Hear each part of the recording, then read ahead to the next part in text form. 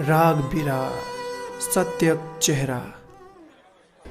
नेक यात्री लोकन के बीच भीड़ से भरल प्लेटफॉर्म पर ट्रेनक प्रतीक्षा में ओ दुनू गोटे लागल रहे। ओ सब दू गोटे छल आ बहिर्सक मित्र सेहो। ओ दुनूक चेहरा कोमल आ भावप्रवण छल। आँखि में कौतूहल चले। गपशप सँ जेना कला प्रेमी आ लेखक रहे। प्लेटफार्मक गहमा गहमी आ भीड़क बीच पाथरक बेंच पर बैसल बैसल ओकर सभक आँखि सबसँ पहिने एकटा विक्षिप्त के ताकि के बाहर केलकै। भावुक कला प्रेमीक दृष्टिसँ एहन अवांछित व्यक्ति कमे बाँचि पाबैत अछि। नमगर चौड़गर मोट सन अधेड़ व्यक्ति छलै ओ। मैल फाटल अंगा देह पर लटकल रहे। एक दिशाहे बिसो खेप चक्कर लगबैत ओ कतौ अदृश्य भऽ गेल रहे। ओकरा माथसँ लहू टपकि रहल छलै। केओ पाथरसँ मारि देने रहे भरिसक। ओहि दुनू के आँखि ओहि बताहबाक एक पाए गायब भऽ गेलासँ नेमि गेल रहे। ओकर दारूण स्थिति ओकरा सबके सोचबाक लेल विवश कऽ देलकै। आर्द्रता छाती में बलबला कऽ कंठ में अटकि गेल। एक गोटा कहलकै ओहिमे, ककरो बाप हेतै। हाँ, केकरो बेटा बाल बच्चा पर की बीते देते हो। इलाज लेल पाइ नहि हेतै तेँ कुत्ता जकाँ एम्हर एम्हर बौआइ छै। ओ गंभीर भंगिमाक संग निश्वास छोड़लक। एक बाइक दृश्य परिवर्तन भेल। एक बौक युवा स्त्री अर्धनग्न हाथ में सानल माटि के थुमा लेने आबि रहल छै। पाछू पाछू दूटा सिपाही भीड़ आ एहि दुनू दर्शक सँ नजरि बेखबर ओहि बौकी के गरियबैत चलबैत रहे। स्त्री कारी छली। ओकर आँखि पैघ पैघ रहे आ दाँत बेस चमकैत रहे। ओ बेकूफ जकाँ चारू कात चौकच भेल घूरि घूरि कऽ देख रहल छली। ट्रेन हहाइत पटरी पर आबि कऽ ठाढ़ भऽ गेल रहे।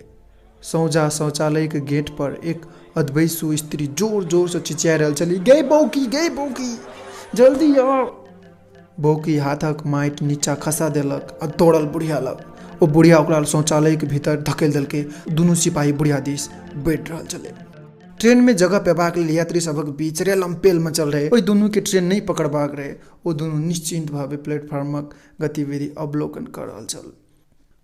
कुली सब यात्रीगणक सामान माथ पर लदने हाफैत हाफैत दौड़ रहल छलै। ओकर सभक चेहरा पसीना में भीजल रहे आ टाँग काँपि रहल छलै। पाछा पाछा समृद्धि सँ परिपूर्ण बाबू लोकनि हुनका सभक पत्नी के चमकैत वस्त्र आ सुंदर जूता में भीड़ भाग अछैतो इतराइत इतराइत चलि रहल छलै। आगा पाछा भिखमंगा सब निर्बल असहाय हाथक बाटी हवा में टांगल बुझाइत रहे। ओकर सभक अरण्यदन पर ककरो ध्यान नहीं रहे।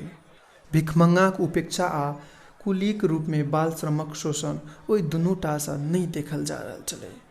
सिपाही कुटिल मुस्कान, चेहराक विद्रुप्तता, ओहि निरीह बौक स्त्रीक अवस्था ओहि दुनू के मन में घृणा, आक्रोश, सहानुभूति आ नहीं जानि कतेक रास दुरूह भावक असंबंधन उद्वेलन कऽ रहल छलै।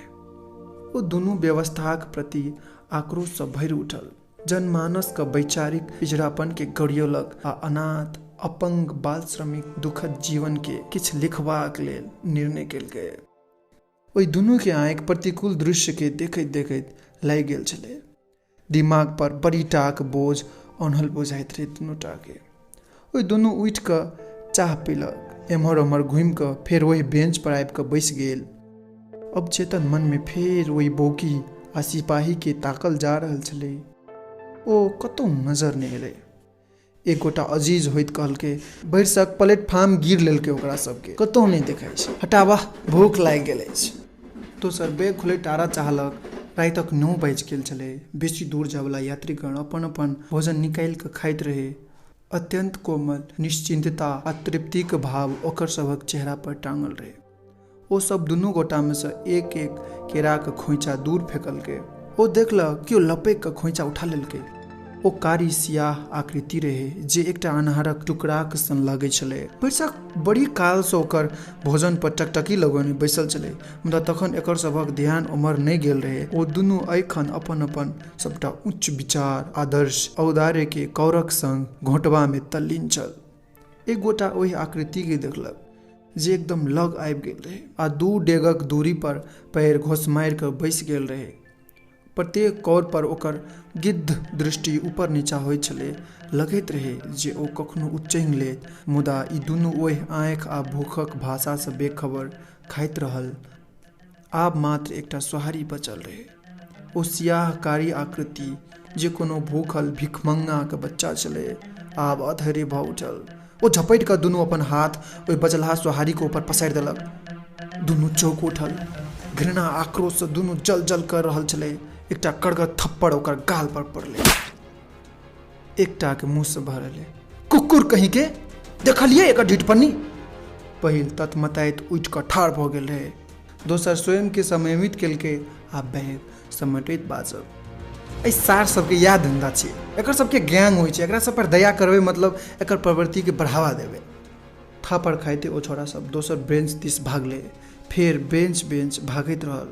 ओ दुनू अपन जूता के फीता कसलकै, पीठ पर बैग टांगलकै। दुनूक नजर एक बेर शौचालय गेट दिस गेलै आ फेर पलटि कऽ पटरी पर ट्रेन धड़धड़ाइत पटरी पर आबि रहल छल।